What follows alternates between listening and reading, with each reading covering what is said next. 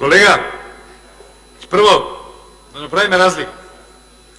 Вие не знаете како да развиете економијата и одите да приберите пари од зголемување на даноци, на придонеси, на акцизи. Зошто? Заради тоа што капиталните расходи во оваа година од 400 милиони евра предвидени, вие што ги предвидовте, не вие, владата, ги реализира во износ од 126 милиони евра. Не ги битва за работа, како да собериме пари, кај да најдеме да наполниме буџетот, дај ќе зголемиме даноци. Тоа е едната работа и втората работа.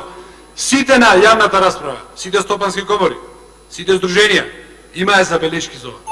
Никој од нив не рече браво, супер, терајте. И од сите тие забелешки ништо не прифативте. Зошто не прифативте? Ова што го објаснав сега пред малку за приватното здравство. Значи, ем го стимулираш вложување во приватно здравство, ем тој што и така плаќа во државниот фонд, нема поќе да ти зема од тој фонд, ќе си се лечи во приватното здравство.